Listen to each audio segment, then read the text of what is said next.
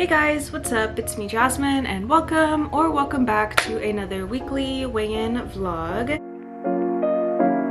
For any of you who might be new here, I have been on a weight loss journey since January 1st of 2024 using the compounded GLP-1 medication TIRZEPATIDE, and I am currently down right around 115 pounds. So I do my weigh-in days and my shot days on Wednesdays. I am gonna go ahead and just get right into the weigh-in. So last Wednesday was January the 8th, and I had weighed in at 228.8. And as of this morning, January the 15th, I weighed in at 229.4.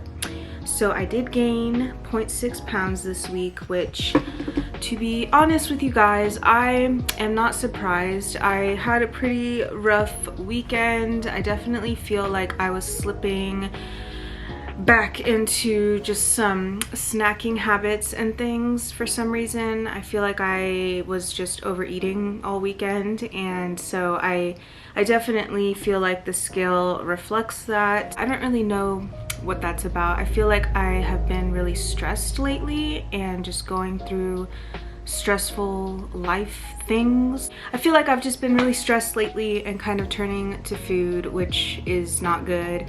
But yeah, that's just how it's been for me this past week. So like I said, I honestly was not expecting a huge loss on the scale, but at the same time, I've lost, I think for the past 3 weigh-ins though, I have gone down. So I feel like with my weigh-ins, they kind of fluctuate, and it's like I'll go down for a couple weeks, like 1 or 2, sometimes 3 weeks, and then I'll have like a little gain, and then it'll start going back down slowly. And I mean, that's normal. I also am due to start my cycle here in a couple days, so I know that also is the time of the month that I typically will retain or even gain a little bit of weight, and that is normal. And it just kind of goes to show you that weight loss is not linear, and it kind of comes in waves. So as far as side effects for the week, I haven't had any major side effects.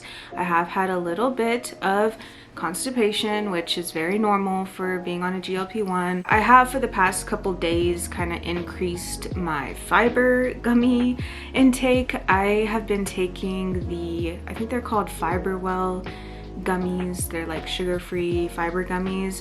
They taste delicious, by the way. I look forward to taking them every morning. It's almost like candy for me, but that sounds crazy. I had been previously just taking the recommended 2 gummies a day, but for the past couple days I upped it to 3, and yesterday I even took 4 because I just needed some relief. Other than that though, I haven't had any major side effects, which is always nice. Getting into non-scale victories for the week. So for this past week, the only real non-scale victory I could think of is that I managed to get my butt up in the morning and get to the gym on Monday and Tuesday at like 6 in the morning. It has been so cold here. I live in Texas, so I'm not built for cold weather, and it was like 27 degrees on Tuesday morning, and I want to say it was in the 20s on Monday as well. And I feel like this is the time of year when I really struggle to get up and get a morning workout in, because it's just dark and cold outside, and yeah, it takes a lot of willpower to drag myself out of my bed at 6 a.m. on those days. But I did manage to go both Monday and Tuesday. I aim to go every Monday and Tuesday morning. I go and get 30 minutes of cardio in. That is just part of my weekly routine. But yeah, I will say this past Tuesday I posted a TikTok about it, but I was really struggling, and honestly, sitting in the parking lot, I almost thought about leaving and going back home, but I did not. So that is a non-scale victory. One thing I wanted to talk about in today's video, the other day had posted a TikTok that kind of went like semi-viral, like definitely viral for me as a small content creator. But yeah, as of today, it's up to 518.3 thousand views, which is by far the most views I've ever gotten on any piece of content I've ever made. But it was basically just a video. I've done a few of these where I talk about what I used to eat in a day when I was at my heaviest weight. So I have gotten a lot of kind of mixed comments. Obviously, when you get a video that gets a lot of views, lots of different people will have lots of different opinions about whatever it is, you know, the video's about. There were a few interesting comments that I thought I would respond to in today's video, just to kind of talk about it. I feel like most of these people, I don't know if they don't realize that I am taking a GLP-1 medication. I have it in my bio that I am on TIRZEPATIDE, but it seems like a lot of these people in the comments, I am guessing, are under the assumption that I am not on a GLP-1 medication, because there's been kind of this ongoing like argument in the comment section between someone who, you know, basically says to go on Ozempic, and everyone in the comments is like talking trash about GLP-1s. So basically in the comment section, somebody had posted Ozempic period won't make you crave any of that garbage, and then there was a response to that comment. Somebody said, no, it's called willpower. The cravings go away once you actually start disciplining yourself and eating healthy / organic. Ozempic is the easy way out. Try and convince me otherwise. Seriously. Like I said, I feel like some of these people maybe don't realize that I myself am on a GLP-1 medication, and so obviously I disagree with this comment. I feel like it just kind of feeds into the rhetoric of you just need willpower to lose weight, and GLP-1s are the easy way out, which I've talked about this before. Like, I think that opinion is garbage, honestly. I feel like while willpower does play a role in a weight loss journey, I feel like most people would agree that at the end of the day, sometimes willpower just isn't enough, and if you need help via medication such as a GLP-1, there is no shame in that. I don't know why there has to be like some type of morality tied to weight loss, like it's immoral to, you know, use weight loss medications. I feel like, especially if you are somebody who has struggled and who is morbidly obese or extremely overweight, and you have tried and failed multiple times to lose weight, like there does come a point where if there are tools available, it would be almost in your best interest to use said tools if you are unable to use willpower alone, which I feel like for most people, like I said, willpower just sometimes doesn't cut it. And that doesn't make you an immoral person, and it doesn't mean you're taking the easy way out, because, you know, weight loss is hard no matter how you're doing it, and medication helps, but you still have to put in the work, obviously. So I just thought that comment was interesting. Also, the part that says the cravings go away once you actually start disciplining yourself, eating healthy or organic. I don't know. Personally, I would say, like, yes, the food noise going away has been like a huge game changer with the GLP-1s, and why a lot of people say they, you know, help them. However, after being on TIRZEPATIDE for a year, I will say, like, the food noise, it comes back. Like, it comes back. I still get cravings. I still overeat at times, like this past weekend. Like, it is still totally possible to override the medication. I don't feel like self-discipline either is like going to make all that go away. I feel like, yes, to an extent you do have to kind of control yourself. You know, you can't just give in to every single craving and temptation that you have, but that doesn't mean that that's easy, or that that becomes easy just with self-discipline. Like, it can still be very hard. And like I said, there are still times where I do give in to my cravings and I do overeat. I feel like that is just a part of me that I will probably always deal with, is just the tendency to overeat and or binge even when not being mindful of what I'm eating and how much I'm eating. Like the fact that I was able to get up to 340 pounds, I feel like kind of speaks to that. Like if left to my own devices without tracking, without paying attention to what I'm eating, I probably would gain most, if not all, of my weight back. So like I said, I feel like that is just something that I will deal with probably for the rest of my life, is in, you know, managing my obesity. And that's why I feel like obesity really is a chronic health condition, and it should be viewed that way,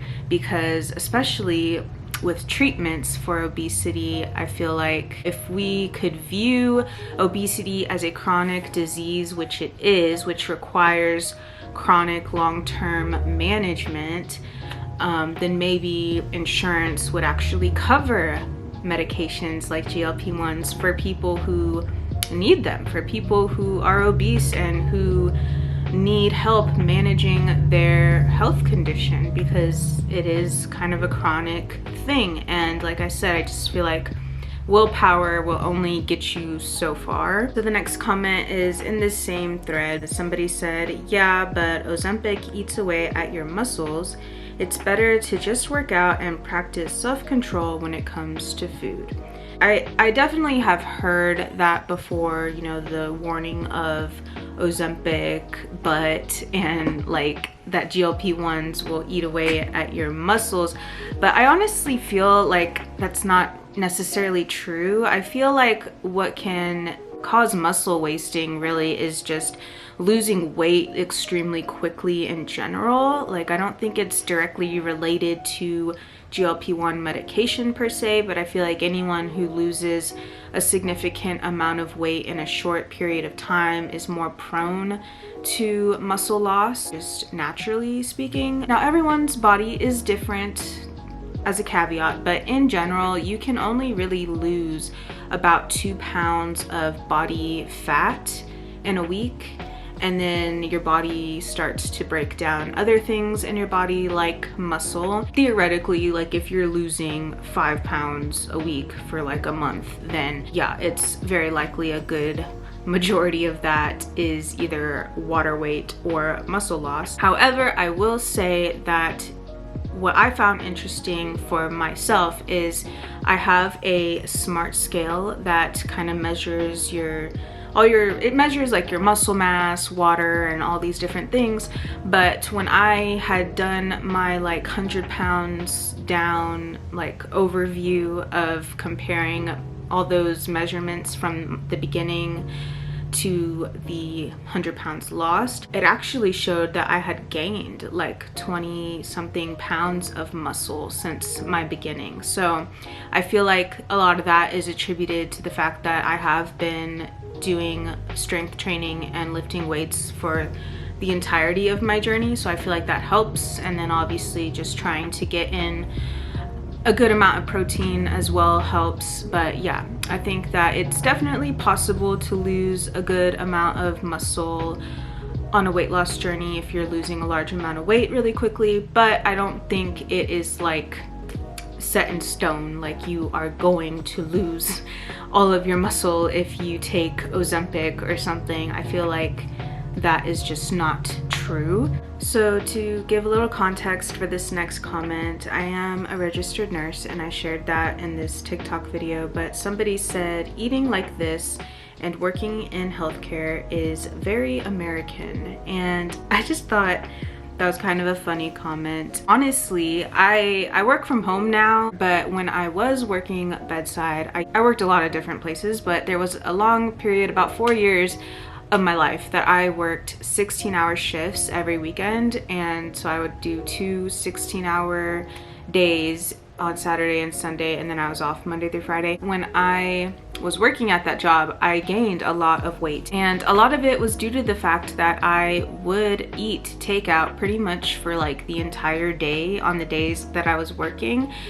And I feel like a lot of that, it was normal. I mean, all of my coworkers would either get fast food takeout on their lunch breaks, or they would just eat junk food all day, stuff from the vending machines, like stuff from the kitchen, you know, whatever they could find. Like, I feel like it's very, very common for nurses and like healthcare workers in general to kind of not have some of the healthiest habits at times. I won't say all nurses are like this. I'm not going to generalize, but I will say a lot of the nurses that I have personally worked with, yeah, it was a lot of unhealthy habits going on. And that's probably because nursing and healthcare is just a stressful career. It's a stressful job. And so like for me, when I'm stressed, I turn to food like a lot of other people. But I thought that was a funny comment because I guess that's very American and doesn't happen in other countries. This next comment says, hilarious that you think the calories were the issues with these foods.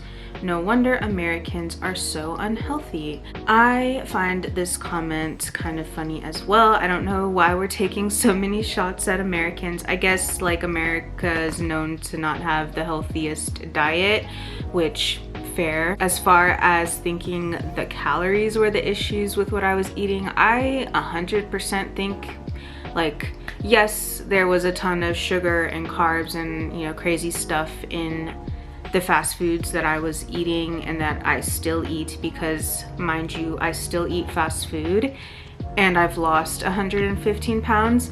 But I feel like the main problem, the reason that I got up to 340 pounds was 100% because I was eating in a calorie surplus for years and years and years. And it all just compounded and I just kept gaining weight. And I feel like, yeah, that was the like overall main problem with the food. Like I said, I still eat fast food. I have shared that on some of my what I eat in a day vlogs here. I mean, I still eat food that is not healthy or organic, as some people think organic equals healthy for some reason. I still eat processed junk food. I just eat it in a calorie deficit.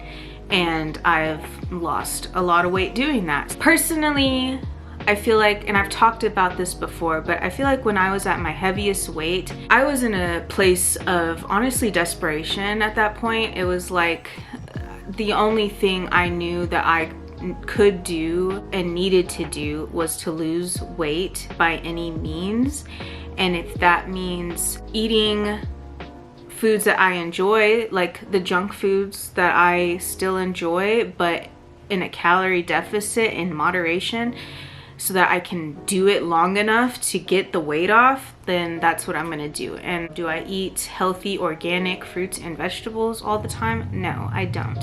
And I feel like most Americans don't. I think I grew up in a time where I was born in 95, so growing up in like the late 90s, early 2000s, I feel like, you know, I grew up on Kool-Aid and frozen pizza. Like, I feel like that is true for most kids, or I say kids, for most adults in my generation. Like in general, I feel like we didn't have the like best diet growing up. Like organic was not really a thing that I knew of until I was probably like at least in high school. Dyes and sugar and all that was just part of what we would eat, like kids foods. I mean, I'm talking just your typical American diet for kids. I feel like when I was growing up, it was like chicken nuggets and ramen noodles, frozen TV dinners, like, and that's stuff that honestly I feel like growing up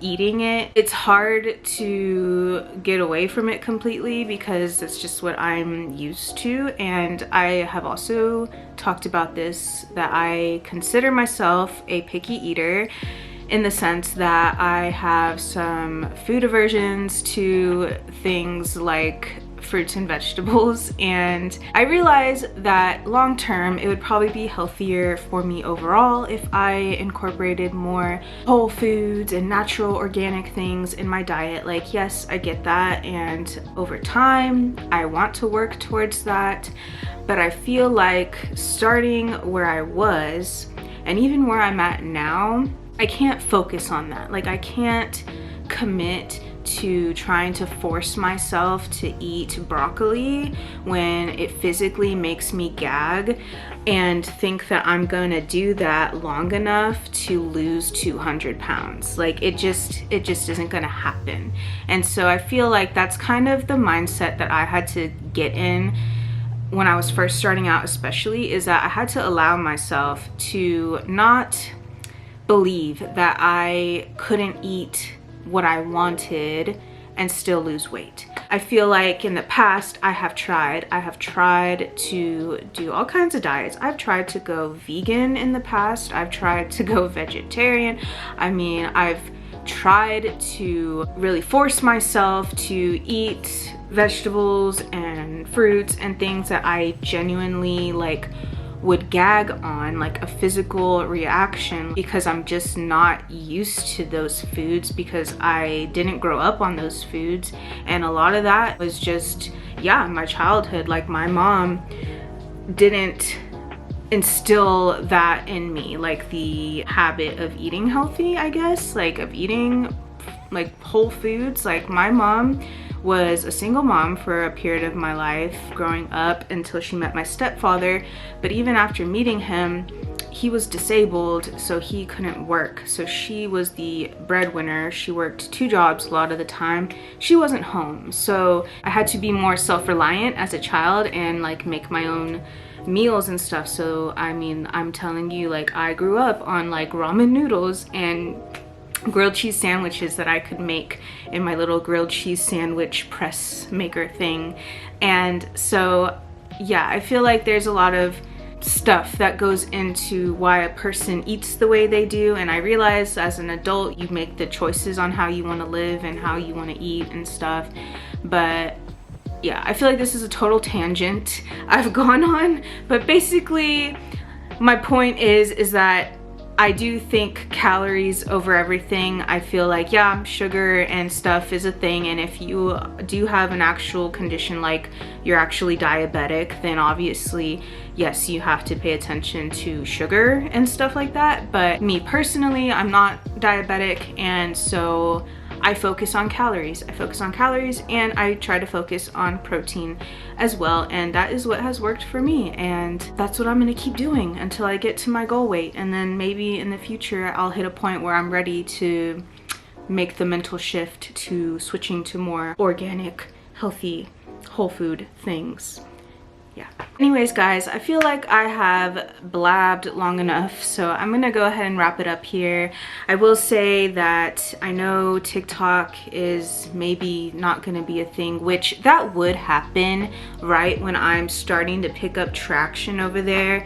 Like, they would do away with TikTok right when I'm starting to actually gain some momentum. But if they don't do away with it though, and if you haven't followed me over there, please feel free to do so, because I would love to have you over there. I post daily. I have been posting daily, and so yeah, hopefully they don't do away with TikTok, but they very well might, and that sucks. Also, that being said, if you happen to have came here from TikTok, hi, welcome. I don't know what it is.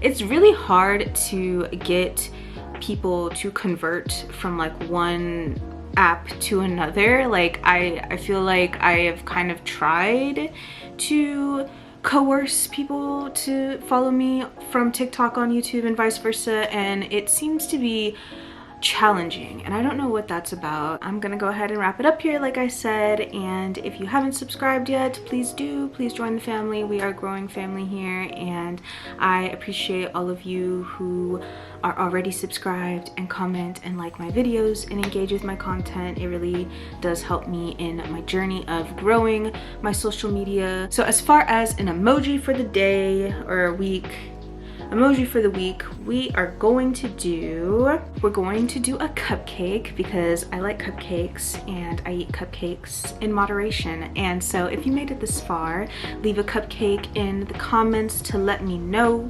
And other than that, guys, I appreciate y'all for watching, and I will see y'all in my next one.